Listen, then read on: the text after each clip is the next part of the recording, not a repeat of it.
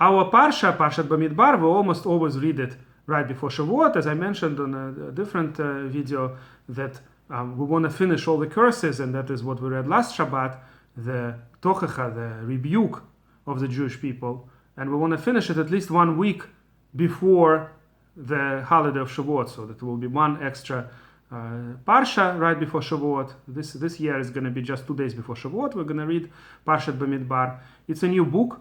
The book of Bemidbar doesn't have a lot of commandments. It's mostly the things that happen to us. It covers quite a long period of time, 40 years basically, almost 39 years to be technical, meaning it starts in the second year when we're in the desert and finishes when we're almost ready to enter the land of Israel at the end of our period in the desert. This book, of course, has two names, as most of our books. One name that is well known among non-Jews, among Christians, and that's how it's spread over the world, and it's called Numbers. And our sages also call it the book of census. We could translate it that way, Pikudei. Pikudei is census, and basically it means numbers. So that's one tradition how to call this book, and that's, like I said, through Latin translation, Vulgata. Jerome basically publicized that name of the book. The more common book that the Jewish people use, the more common name that the Jewish people use for this book is, of course, as all other books, one of the first names, words of the book itself. Meaning, the more common way to call each book of the Torah is not by the context of the main message of the book, but rather on using one of the first words of the book. So, for instance, the previous book was called Vayikra because that's what it starts with, and he called, literally. That's what the book is called. And he called. Hashem called Moshe. Vayikra. And this book is called Bemidbar because it starts with the fact that it's happening in the desert.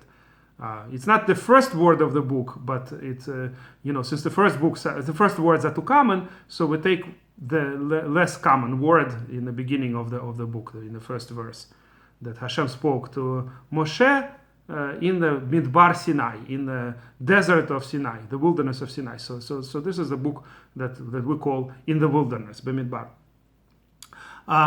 And in the beginning of this book, the arrangement of the Jewish people, the census, there will be other censuses in this book, but this first census after the building of the Mishkan that was made, and all the tribes were counted, and all the camps were arranged in a very interesting format. Maybe I'll discuss it, Blineder, at some other time.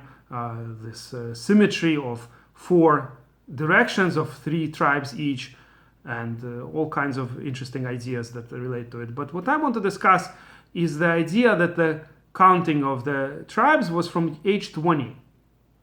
Why from age 20, and what is so special about age 20? There are a few interesting ideas here, because we all know that Bar Mitzvah for a boy is 13. And by the way, for the girl is 12. So girls actually mature faster. And as the Talmud tells us, there's more bina, more understanding that women have than men. Interesting enough, right? I would think that it's some kind of a very feminist statement, but that's what the Talmud tells us, that the women have more bina, more understanding than men, and they grow up faster. So anyway, I've seen that a lot, by the way. The girls at the age of 12 are far more mature than the boys at the same age. But at any rate, the 13-year-old boy that's Bar Mitzvah is nowhere written in the Torah. It doesn't openly say that it's 13 that makes a boy Bar Mitzvah. It's a rabbinical tradition. On the other hand, the age 20 for certain laws is mentioned in Torah a lot. Notice how the people were counted from age 20. Shekalim were given from age 20. The time that the people were drafted to the army was from age 20. And that's why the Vilna Gaon says, and the Ramban also now Parsha, the Pirkei Avot, which a lot of people read last Shabbat, the 5th perek of Pirkei Avot, ends with a certain pattern of stages of our lives. At 5 years old, for instance, we start learning the written Torah. At 10, Mishnah. At 15, Gemara, the Talmud. At 18, a person should preferably marry. And at 20, Lirdof.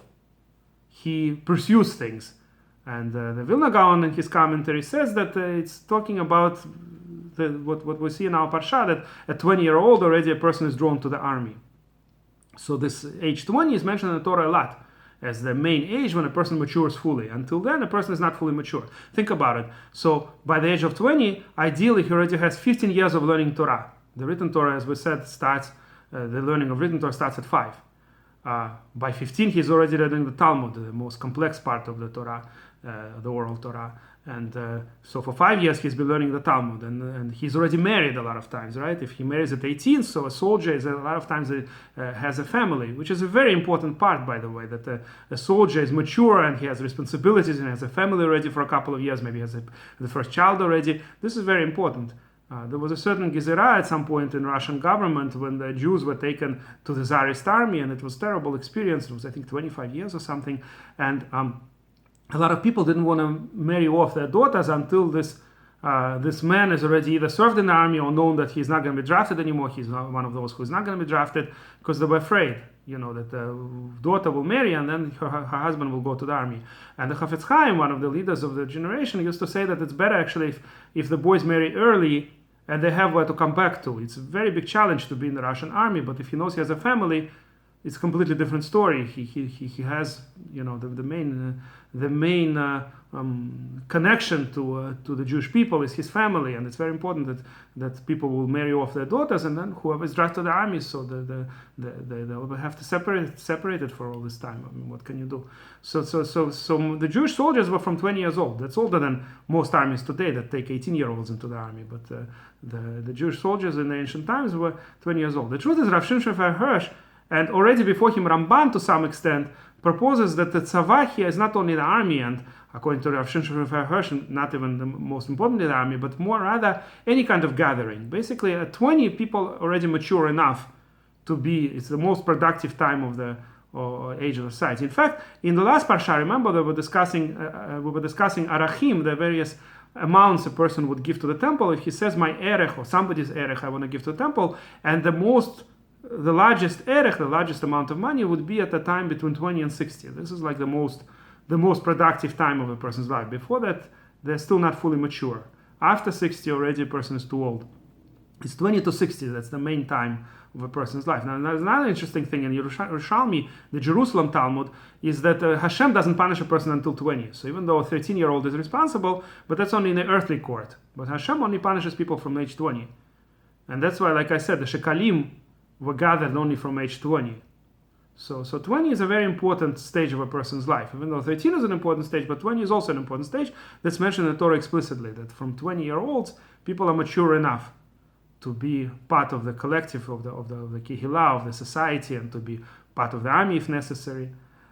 And on this, I'm going to end for today. If you like this video, please press like and please subscribe to our channel.